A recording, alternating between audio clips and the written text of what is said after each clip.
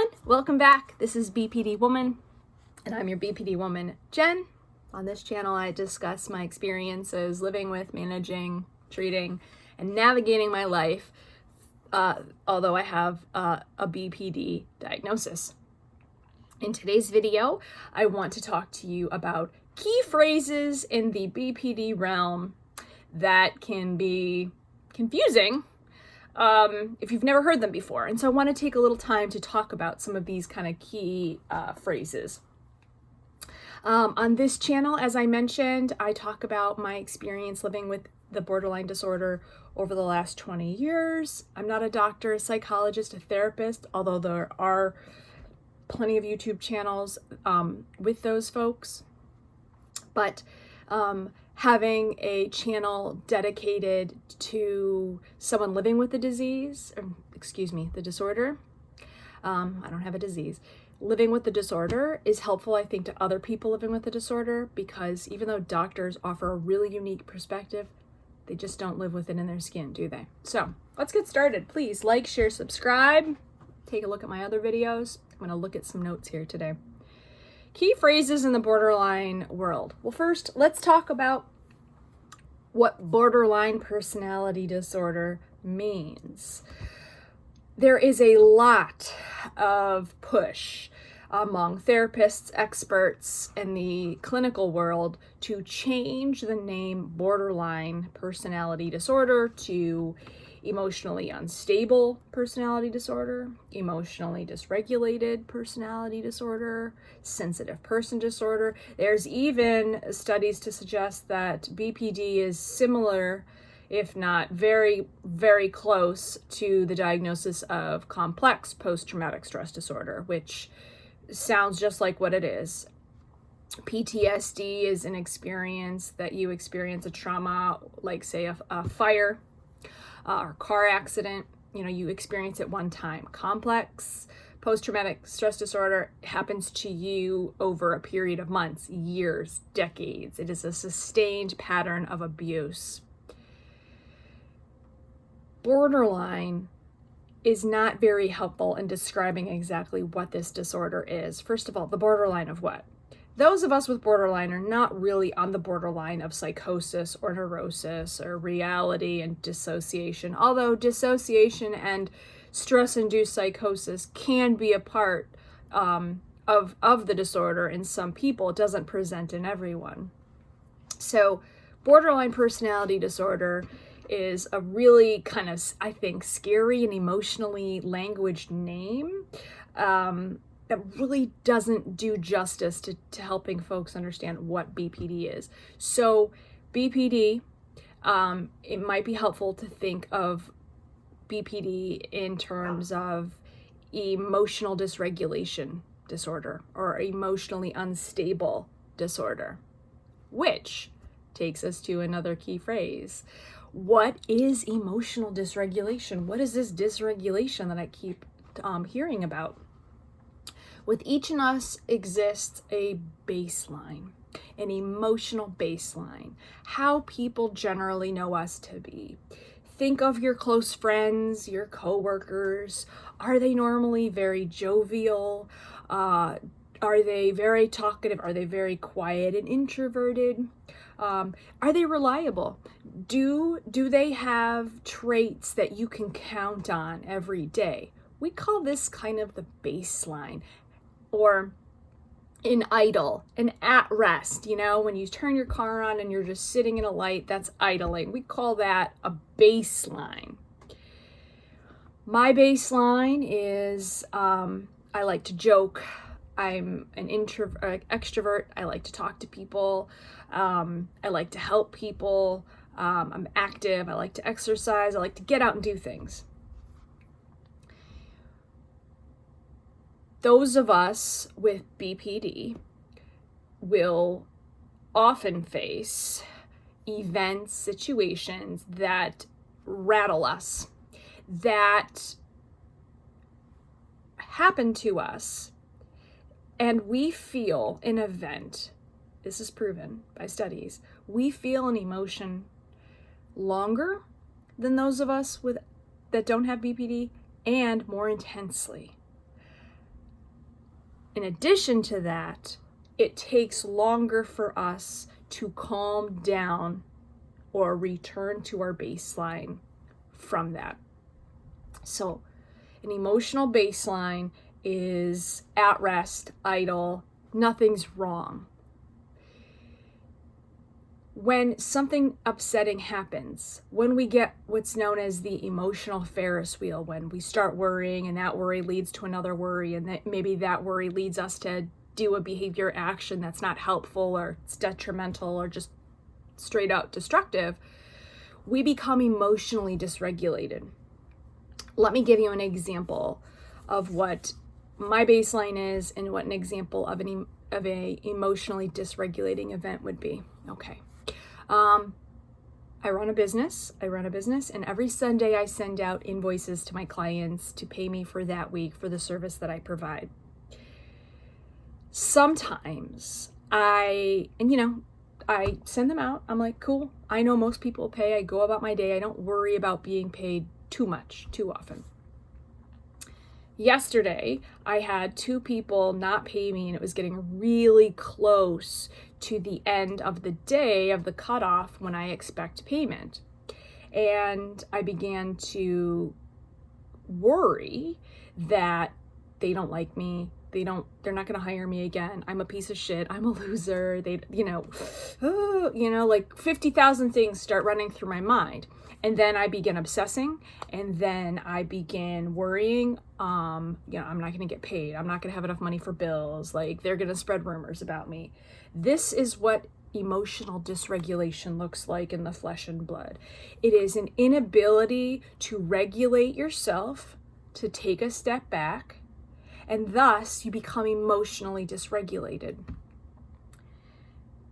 When you have BPD, you also suffer is maybe not a very good word, but you also tend to take longer to return to your baseline, okay?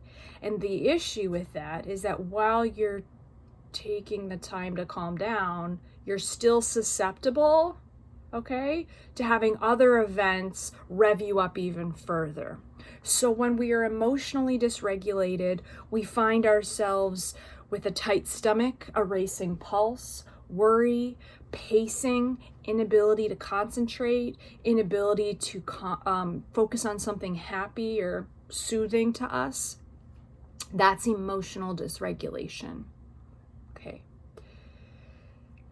And your emotional baseline is when you are calm and at rest. You're the best you. You are the you that you normally want to be. You make decisions that are well informed by your wise mind, which means you're using both your reason and your logic in making a decision about something. When you're emotionally dysregulated, you're just using your emotional mind. Your logic and the facts, they don't really come into play. Things that might help calm you down logically just can't penetrate you very well when you're so emotionally revved up. It's go back to that. Let's go back to our car analogy. You're at rest. You're at a baseline when you're at a light. Your car's just sitting there idling. It's normal. It's operating as it normally would. Boom! Out of nowhere, you get T-boned. Think of that as being emotionally dysregulated. What happens when you get in an accident? I've assisted so many people. I'm a trained first responder. I have responded to so many car accidents where it is not, most of the time when people get in a car accident, what is it that you think you would do, right? You'd call 911, you would get out, see if you're okay, get away from the wreckage, find your insurance card. No.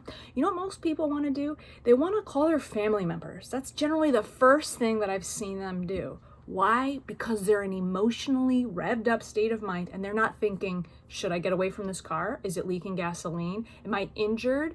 Am I at a danger of other coming traffic? Should I call 911? That's a really great way to think about being emotionally dysregulated. Okay. And our emotional baseline, we've talked about that. Core content. You're going to hear this a lot. Your core content. What is core content? Well, essentially, the core content is the set of beliefs, patterns of thinking, common conceptions you have about yourself and about your life. I like to call them the tapes. You're going to hear them as core content, generally speaking. Core content is something that you've learned early in your life, that you have reinforced your belief of or sought to reinforce your belief of through other experiences in your life. For example, I have my core content, the thing that worries me and bothers me the most is abandonment issues, right? This abandonment issue will color a lot of my experiences. Let's go back to my invoice story. I don't get invoices. I don't get payments on my invoices right away. What do I start to think? I'm a loser. They don't like me. They're going to leave me. I'm not good enough.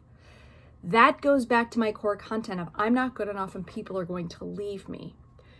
Your core content may be, I'll never be a success. I'm not lovable. I'm not pretty enough. I'm not smart enough. The core content is something that permeates who you are and can be maladaptive in the way that it presents in your life. Your core content is also a set of beliefs that you have about other people. Can people be trusted? Are people out to hurt you? That's what core content is. You will hear this thing splitting. No, it's not multiple personality disorders. No, it's not dissociation, although dissociation, as I mentioned, can present in stress-induced paranoia in those with BPD. Splitting is what we call black and white thinking, kind of what the hallmark of in the DSM. It says those with BPD will have splitting or black and white thinking or behavior.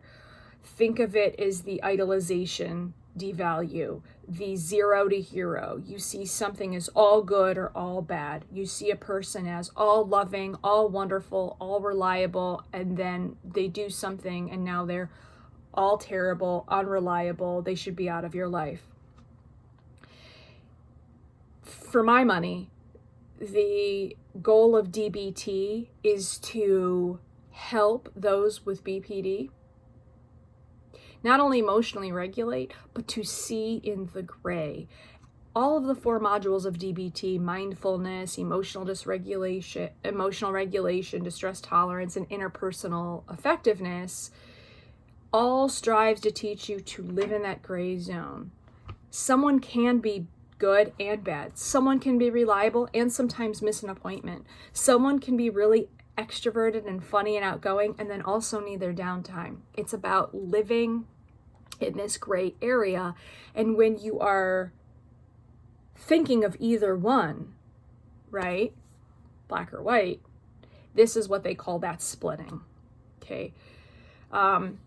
You may find yourself splitting when you are really, you've started dating a guy or a gal and it's going really well, and 2-3 months in, everything's going great, and then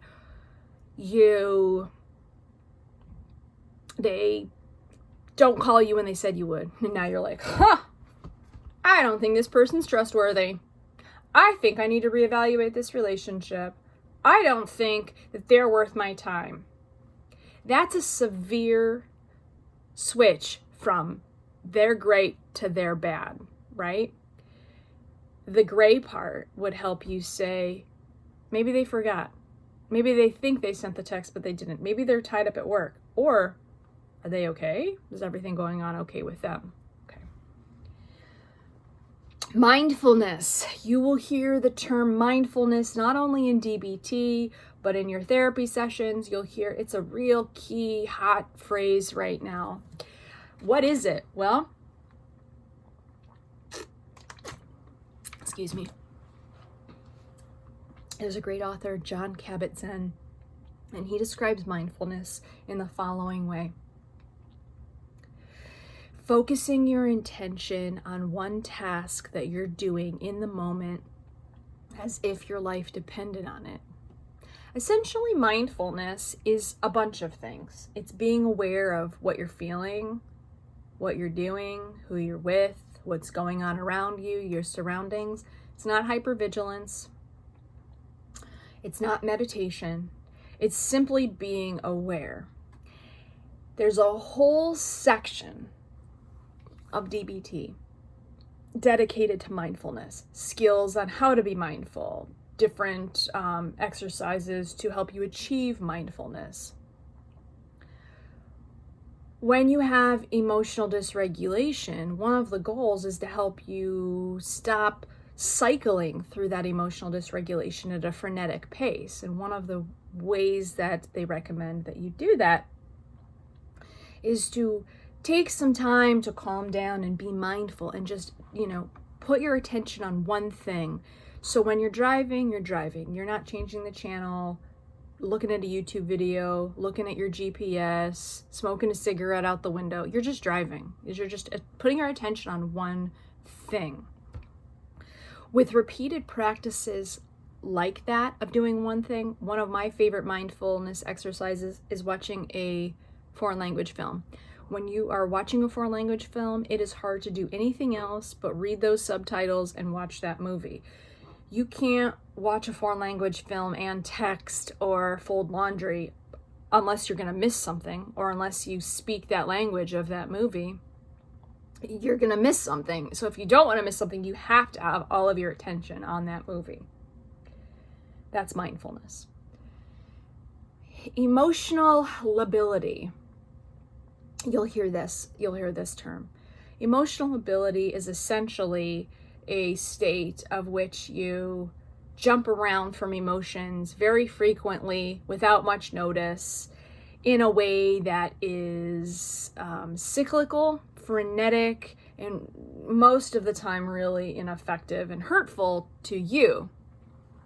That means that you may wake up and feel really great and happy and you're driving to work, and then someone cuts you off and suddenly you're having the worst day ever and it's bullshit. Shit. But then you get to work and someone brought you a coffee and you're like, oh, this day is better. And then you're up again. And then maybe your boss sends you an email and says, I need to talk to you. And you think, oh, fuck, I'm getting fired. This is the worst, okay? This frenetic cycling is what they call emotional lability. It's going back and forth and fluctuating between emotions and states of emotion very quickly. One of the goals of DBT is to help reduce how much you are emotionally labile, so that you are not going up and down. You are trying to have an emotional baseline. Emotional ability plays into the frenetic pace of being emotionally dysregulated. The goal of DBT is to help you keep you here so you can be more effective in achieving those goals like financial stability, career goals, relationship goals. I've said DBT a lot, haven't I? DBT, what is it? Okay. DBT stands for dialectical behavior therapy. It is the primary treatment modality for those living with BPD. It was developed in 1993 by Marsha Linehan. She's a professor out of Washington State. She's now in her late 70s. She has borderline personality disorder, and she developed DBT to help treat those with BPD. Guess what? It's really super effective. Guess what? I've done it several times. What does dialectical mean anyway? Dialectical means the ability to see both sides of a situation. Does that sound familiar? Seeing the black and the white so that you're in the gray. DBT, dialectical behavior therapy, or you can think of it as therapy that aims to help you see both sides of a situation. Okay, comorbidity.